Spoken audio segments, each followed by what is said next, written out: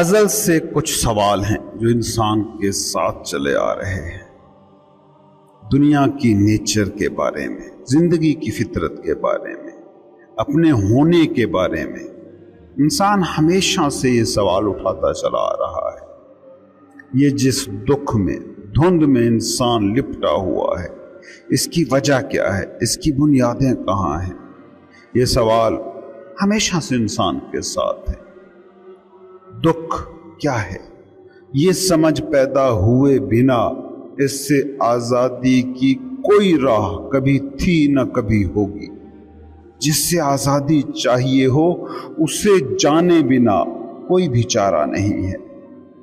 نہ جاننا اندھیرا ہے جس کا علاج بس نور ہو سکتا ہے، اور حقیقی جاننا وہی نور ہے۔ یہ بنیادی ترین حقیقت سمجھے بنا انسان کے پاس کوئی چارہ نہیں ہے، کبھی نہیں تھا، کبھی نہیں ہوگا۔ انسانی زندگی کا ایک حصہ ہے انائی حصہ، جو انسان کے پیدا ہونے کے بعد بننا شروع ہوتا ہے، اور ساری زندگی وہ روپ بدلتا رہتا ہے۔ اس میں اضافہ کمی ہوتی رہتی ہے، اس کا رنگ ڈھنگ بدلتا رہتا ہے۔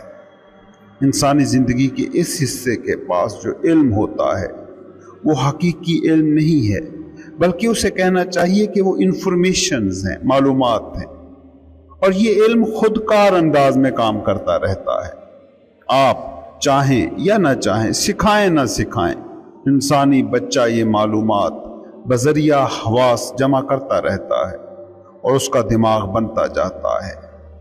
یہی دماغ انا کا خالق ہے، جو جیسی تیسی انا بناتا رہتا ہے۔ یہ سادہ سا عمل ہے جو ہر وقت جاری ہے۔ اس کو یوں سمجھ لیں، ایک کھیت ہے، خالی پڑا ہے، اس میں جھاڑ جھنکار اگتی ہی رہتی ہے۔ اس میں کوشش کی ضرورت نہیں، تکلف کی ضرورت نہیں۔ کوئی بھی کھیت چھوڑ دو وہ خالی نہیں رہے گا، اس میں گھاس پھوس اگتی ہی رہے گی۔ لیکن اسی کھیت میں فصل اگانی ہو تو پھر کام کرنا پڑے گا، زمین تیار کرنی پڑے گی، بیج بونے پڑیں گے، کچھ کرنا پڑے گا۔ یہ محنت اور کوشش سے ہوگا۔ گھاس پھوس معلومات ہیں، انفارمیشنز ہیں، جو خالی پڑا کھیت ارد گرد سے جمع کرتا رہتا ہے۔ ہوا اڑا کے اس میں بیج پہنچا دے گی، بارش اس کے لیے پانی کا ذریعہ بن جائے گی، سورج کی روشنی مطلوبہ توانائی اسے دے دے گی، اور یوں گھاس پھوس اگائے گی۔ انا بالکل ایسے ہی بنتی ہے، تم چاہو نہ چاہو، ارد گرد موجود سوسائٹی وہ علم، وہ معلومات تمہیں دیتی ہی رہے گی۔ مگر جیسے خالی کھیت میں ہوگی جھاڑ جھنکار انسان کے کسی کام کی نہیں، اسی طرح خود بخود ہوگی تمہاری انا بھی تمہاری زندگی کے لیے کسی کام کی نہیں۔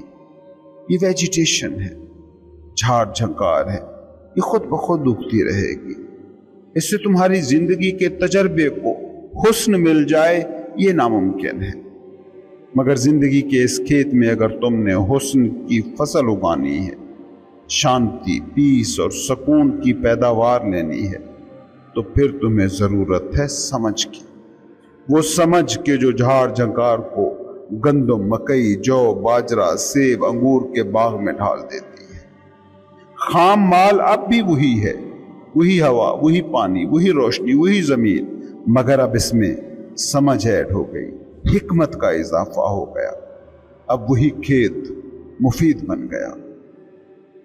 انا تمہاری زندگی کا وہی کھیت ہے جس میں جھاڑ جھنکار خود بخود آٹومیٹکلی اگ گئی ہے۔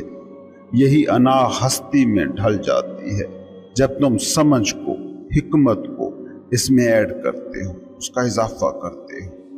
یہ سمجھ، یہ حکمت وہ پہلو ہے جو جب زندگی میں داخل ہوتا ہے تو انسانی زندگی خوبصورتی کا، سکون کا، سکوت کا لہلہاتا کھیت بن جاتی ہے۔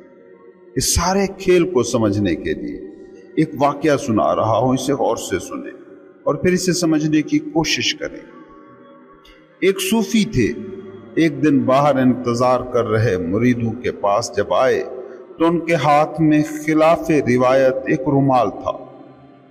مرشد نے مریدوں کے سامنے وہ رومال لہرایا اور کہا، اس کو غور سے دیکھ لو۔ اس کے بعد انہوں نے رومال میں برابر فاصلے پر 6-7 گرہیں لگا دی۔ وہ رومال جو پہلے سادہ سا کپڑا لگ رہا تھا اب رسی جیسا لگنے لگا۔ اس کے بعد مریدوں سے سوال پوچھا گیا، بتاؤ یہ رومال وہی ہے جو تم نے شروع میں دیکھا تھا یا یہ بدل گیا ہے؟ سوال بہت ہی ٹرکی تھا کیونکہ اپنی بنیادی فطرت میں رومال اب بھی وہی ہی تھا جو شروع میں دکھایا گیا تھا، مگر اس کا روپ بدل گیا تھا، اس کا کام بھی بنیادی طور پر بدل گیا تھا۔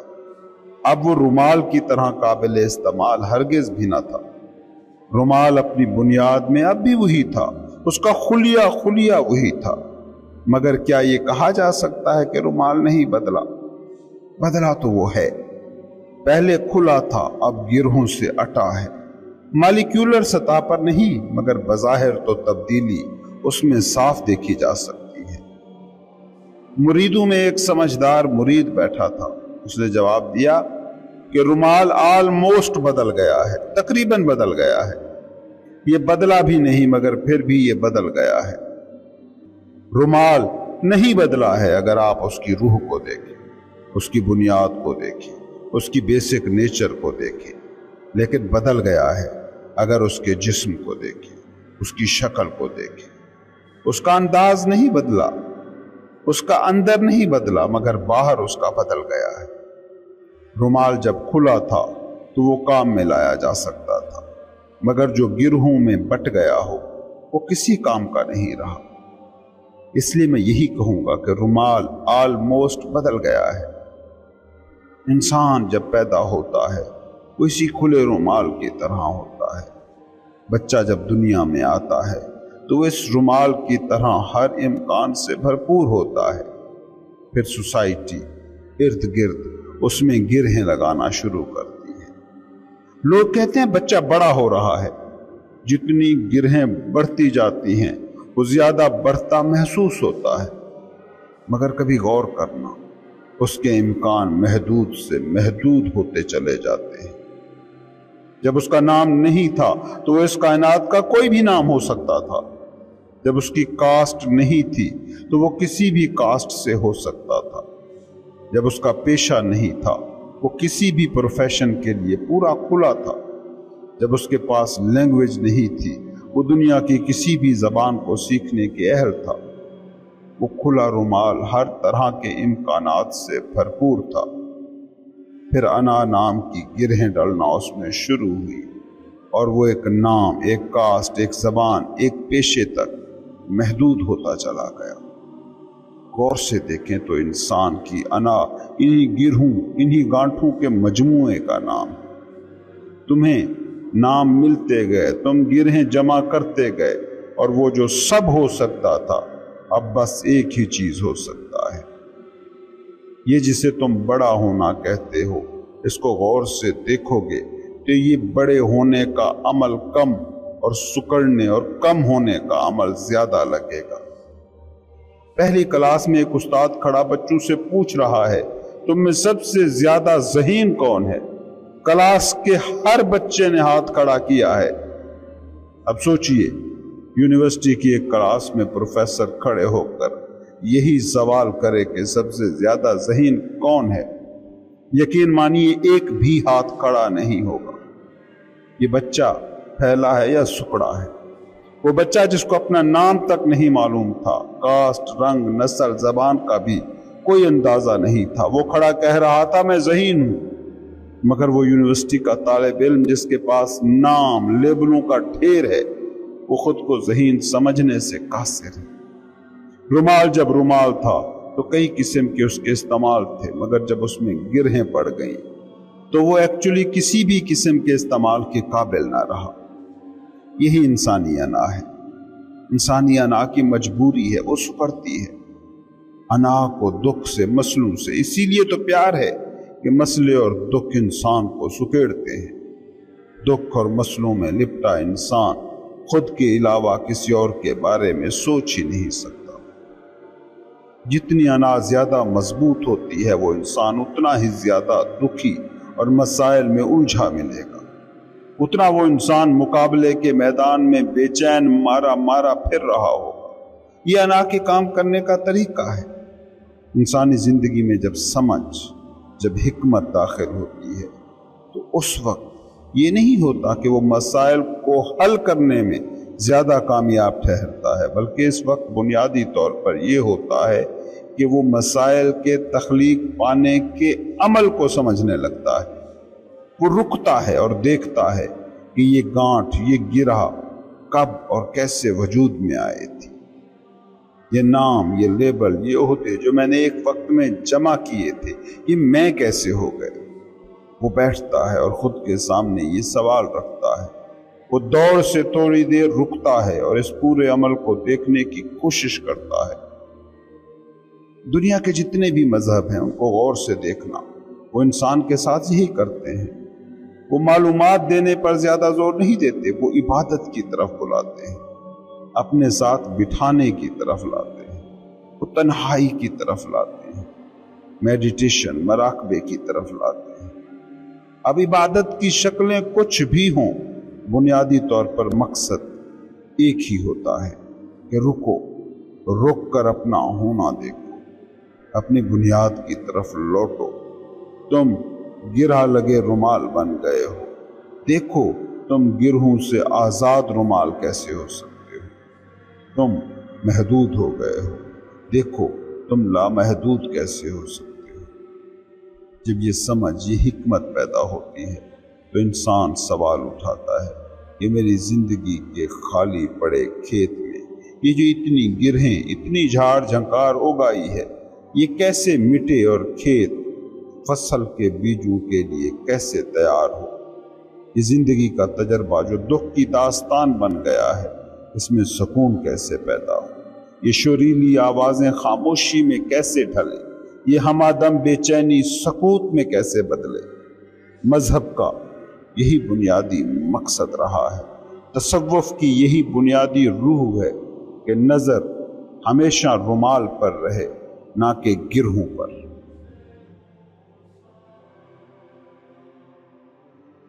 ایک بہت ہی اہم پوائنٹ جو تم کو سمجھنا ہوگا وہ یہ ہے کہ انلائٹنمنٹ کو، روحانی بیداری کو، نروان کو تم اپنی خواہش کا موضوع نہیں بنا سکتے۔ انلائٹنمنٹ ایک ایسی حالت ہے جس میں آپ مزاحمت چھوڑ دیتے ہیں، آپ ریزسٹ نہیں کرتے، ایسی حالت جس میں آپ کچھ بدلنا نہیں چاہتے، جو ہے اسے پورے کا پورا قبول کرنا سیکھ جاتے ہیں۔ ایک ایسی حالت جس سے آپ کے ایکشن اور تھاٹس کا کوئی لینا دینا نہیں ہے۔ یاد رکھیے، جو کہہ رہا ہے کہ انلائٹنمنٹ میری خواہش ہے، نروان میری تمنا ہے، وہ کبھی نروان نہیں پا سکتا۔ جو کہہ رہا ہے میری خواہش خدا کو پا لینا ہے، وہ کبھی خدا کو نہیں پا سکتا۔ اس کی وجہ یہ ہے کہ خواہش کی نیچر پر غور کریں۔ خواہش میں دوسرا لازم ہوتا ہے، ایک وہ جو خواہش کر رہا ہے اور ایک وہ جس کی خواہش کی جا رہی ہے۔ خدا دوسرا نہیں ہے، خدا پہلا، دوسرا اور آخری سب کا سب ہے۔ اس کی خواہش کیسے کریں گے؟ خدا کبھی تمہاری خواہش نہیں بن سکتا، کیونکہ جو بھی چیز تمہاری خواہش کا آبجیکٹ بن سکتی ہے وہ پھر تم سے الگ بھی ہوگی اور وہ خود بھی کوئی چیز ہی ہوگی۔ خدا لا شے ہے، کوئی چیز نہیں ہے۔ انلائٹنمنٹ کوئی چیز نہیں ہے۔ تمہارا تم ہو جانا کوئی چیز نہیں ہے۔ تم چیز ہو ہی نہیں، میٹر ہو ہی نہیں، اسی کو پا لینا ہی انلائٹنمنٹ ہے۔ قطرے کی روحانی بیداری انلائٹنمنٹ کیا ہے؟ وہ سمندر کو الگ سمجھنا چھوڑ دے۔ تمہاری انلائٹنمنٹ بھی بے عینے ہی یہی ہے کہ تم جسے تم کہتے ہو وہ موجود ہی نہیں ہے۔ لا موجود الا اللہ، کچھ بھی اس کے سوا ہے ہی نہیں۔ کچھ بھی جو اس کے سوا ہے وہ بس تمہارا تھاٹ ہے۔ اس کو یوں سمجھنے کی کوشش کرو، یہ تمہارا جسم ہے، जो ट्रिलियन ऑफ सेल्स से मिलकर बना है। फर्ज करो इन खुलियों ने भी अपने अपने नाम रखे हुए हो और वो सोचते भी हों। अब आप कहते हैं कि ये मैं हूं, लेकिन आप हैं क्या? इन अरबों खरबों खुलियों से मिलकर बने हुए, जो खुद भी अपनी अपनी एक आइडेंटिटी लेकर बैठे हैं। उनके नाम हैं, उनकी सोचें हैं, उनकी ख्वाहिशात है, सब कुछ है, और वो आपको पाना चाहते हैं। कैसे पाएंगे? वो सारे लेबल जो उन्होंने लपेटे हुए हैं, वो सारे लेबल हटाकर, कुछ भी होने की कोशिश छोड़कर, तो वो आप हैं ही। कायनात और खुदा का रिश्ता बिल्कुल ऐसा ही है।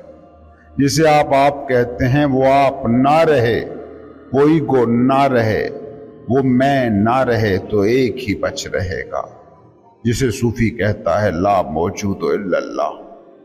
इस बात को समझिए, तुम हर वक्त इनलाइटनमेंट की हालत में हो, बस ख्वाहिशों की धुंध है जो छाई हुई है। इसीलिए सूफी कहता है कि रूह की बेदारी चाहिए, तो वो जो तुम नहीं हो और सोचते हो कि तुम हो, उसको एक एक करके हटाते जाओ। जब वो कुछ ना रहे जिसको तुम मानते रहे हो, तो जो भी बच जाता है वो हो तुम, हकीकी तुम। प्याज को छिलका छिलका उतारने के बाद क्या मिलता है? कुछ भी तो नहीं, एक खला, एक स्पेस, एक खामोशी। अब वो जो खला है, तुम उसको क्या कहोगे कि वो कहाँ है? तुम भी प्याज के उसी छिलके जैसे हो, और इन छिलकों के मिट जाने पर जो बचता है वो कुल है, वो कुल का हिस्सा है। उसे अलग कैसे ढूंढोगे, कैसे पाओगे? दूसरा रहा कहां? कतरा समंदर में गिर गया तो कैसे कहे कि वो कतरा है, और ये कैसे कहे कि वो ऐसा कतरा है जो समंदर का मिलन ढूंढ रहा है? तुम भटकते हो ख्वाहिश की वजह से। कोई भी ख्वाहिश हो भटकाती है। किसी भी ख्वाहिश के पीछे तुम हो, याद रखना भटकोगे। ख्वाहिश अना का टूल है। अना प्याज की परतों से डील करती है, परतों से मावरा वो किसी चीज को नहीं जानती। ख्वाहिश की नेचर को देखो। ख्वाहिश है कुल में कुछ होने, कुछ मिलने, कुछ पाने की ख्वाहिश। जब तुम खुदा को भी ख्वाहिश बनाते हो तो पता है क्या कह रहे होते हो? तुम कह रहे होते हो कि तुम तो हो यहां और खुदा है कहीं। क्योंकि ख्वाहिश फासला लाजिम करती है, और फासला चीजों की नेचर को बदल देता है। देखो ना, यहां तुम बैठकर घर को देख रहे हो। 1 लाख 2 लाख मील दूर से इस जमीन को देखो तो एक गोले के सिवा कुछ भी नजर आएगी क्या? आंख वही, घर वही, मगर अब आंख वो घर नहीं देख रही, बल्कि अरबों घरों की हामिल दुनिया को एक फुटबॉल के तौर पर देख रही है। ख्वाहिश का तख्लीक करदा फासला हर चीज की नेचर को बदल देता है। ख्वाहिश ही असल इल्यूजन है, शराब है, और यही शराब इंसानों को हमेशा से कंट्रोल करता आया है। कभी तुमने नोट किया कि तुम किसी भी चीज को ख्वाहिश की ऐनक के बगैर नहीं देख सकते? पुराने जमानों का किस्सा है कि एक सराय में 3 अजनबी एक जगह जमा थे। बोरियत मिटाने के लिए तीनों आपस में बातें करने लगे। एक उनमें नौजवान था, दूसरा दरमियानी उम्र का तकरीबन 40-50 साल का, और एक 65-70 साल का बुजुर्ग था। नौजवान ने अपना किस्सा सुनाते हुए बताया, कल मैं एक ऐसी खूबसूरत लड़की के साथ था कि जिस जैसी हसीन लड़की मैंने क्या किसी ने भी जिंदगी में ना देखी होगी। उसकी कुर्बत में मैंने वो लज्जत पाई कि तुम लोग जिसका तसव्वुर तक नहीं कर सकते। ऐसा सुकून, ऐसी राहत जिसको मैं आज तक कभी ना छू सका था। दूसरा जो अधीर उम्र आदमी था, उसने कहा छोड़ो भी, बहुत लड़कियां जिंदगी में देखी, बहुत औरतें मिली, मगर मैं तुम्हें बताता हूं कि लुत्फ मजा क्या होता है। कल मैं बादशाह के यहाँ शाही दावत में था। वहां जो खानों की वैरायटियां थी और जो उनमें लज्जत थी, वैसा राहत बख्श खाना जिंदगी में आज तक नहीं खाया। अब बूढ़े आदमी की बारी थी। उसने कहा बस करो यार, बहुत हमने औरतें देखी اور بڑے رنگ برنگے کھانے کھائے۔ میں تمہیں بتاتا ہوں حقیقی لذت، اصلی سکون کیا ہوتا ہے۔ کل مجھے بڑا کھل کے پاخانہ آیا، نہ پوچھو کیسا سکون ملا۔ ایسا سکون میں نے زندگی میں اس سے پہلے کبھی نہ پایا تھا۔ ان تینوں لوگوں کو غور سے دیکھیے، یہ تین لوگ نہیں بول رہے، تین رنگ کی خواہشیں بول رہی، خواہشوں میں رنگی انائیں بول رہی۔ نوجوانوں کی ساری لذت، سارا سکون محبوب یا محبوبہ سے جڑا ہے۔ محبوب کو پانے کی خواہش کا رنگ چڑھا ہے۔ 40 سال کی عمر میں جنسی طلب مات پڑنا شروع ہو جاتی ہے اور کھانے پینے کی طلب بڑھ جاتی ہے۔ اسی لیے اکثر لوگوں کو تم نے دیکھا ہوگا کہ وہ اسی عمر میں موٹاپے کی طرف مائل ہوتے ہیں۔ کھانے پینے کی خواہش کا اب رنگ چڑھا ہے، اور جب عمر کا آخری حصہ آتا ہے تو سب سے بڑی راحت رہ جاتی ہے یہی کہ بس آسانی سے قضائے حاجت ہو جائے۔ ہر عمر کی اپنی خواہشیں، اور انہی ساری خواہشوں کے مجموعے کو تم اپنا آپ کہہ لیتے ہو۔ کبھی سوچا ہے تم نے کہ ایک بھی پل تم خواہشوں سے آزاد نہیں ہوتے؟ اور جن کی خواہشیں پوری ہو جاتی ہیں، یا جن کو لگ جاتا ہے کہ ان کی خواہشیں پوری ہونے سے رہی، تو وہ کہتے ہیں کہ بس خدا کو پانے کی خواہش ہے۔ وہ خدا کو بھی پانا چاہتے ہیں، مگر اسی میڈیم میں رہتے ہوئے کہ جس میڈیم سے انہوں نے دنیا کو جیا ہوتا ہے۔ وہ یہ نہیں سمجھ رہے کہ جسم کے خلیے کو جسم ہونے کے لیے بس وہ پردہ اتار پھینکنا ہے کہ جس پردے کو وہ اپنا آپ مان کر بیٹھا ہوا ہے۔ وہ پہلے ہی جسم کا حصہ ہے، اب اگر اس کو پانا ہے تو خواہش کا لبادہ بس اتار کر پھینک دینا ہے۔ مگر تم اس کو بھی پانے کے لیے اس کو کوئی چیز بناتے ہو، کوئی ایسی چیز جس کی خواہش کی جا سکے، کیونکہ انا کو پتہ ہے کہ وہ خواہش تخلیق کرتی رہے گی تو زندہ رہے گی، ورنہ مٹ جائے گی۔ وہ انلائٹنمنٹ کو بھی خواہش بنا کر سامنے رکھ دیتی ہے کہ بھئی یہ بندہ ہاتھ سے جا رہا ہے۔ انا کے کام کرنے کا یہی ڈھنگ ہے، خواہشوں کے دھند تلے یہ جیتی ہے۔ ہونے کی، بینگ کی سادگی تو انا کے لیے موت ہے، کیونکہ سادگی ہے کیا؟ کبھی غور کیا سادگی پر؟ سادگی اور کچھ نہیں، بس خواہشوں کا محدود ہو جانا ہے۔ سارے نبی، ساری بیدار روحیں خواہش سے خبردار کرتی رہی ہیں، مگر تم کیا کرتے ہو؟ ان نبیوں، بیدار روحوں کو بھی اپنی خواہش کے سانچے میں فٹ کر لیتے ہو۔ خواہش سے اوپر نہیں اٹھتے، اپنی روح کے مطالبات کو بھی خواہش کی پاتال تک لے آتے ہو۔ خدا ہے زندگی، اور زندگی ہے یہ پل۔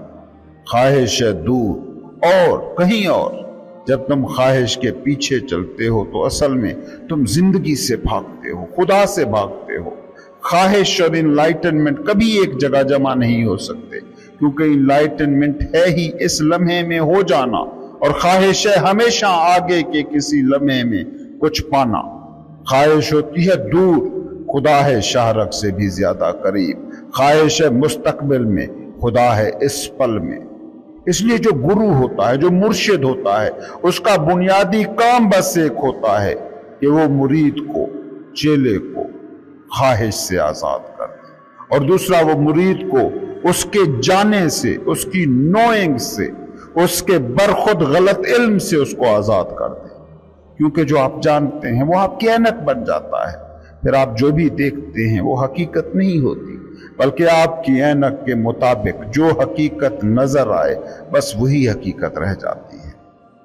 حتیٰ کہ گرو کی چیلے کے حوالے سے کوشش ہوتی ہے کہ وہ بھی بھول جائے جو اس نے بتایا ہے، کیونکہ کسی اور کے جانے سے وہ اس کو نہیں جان سکتا کہ جو جاننے کے قابل ہے۔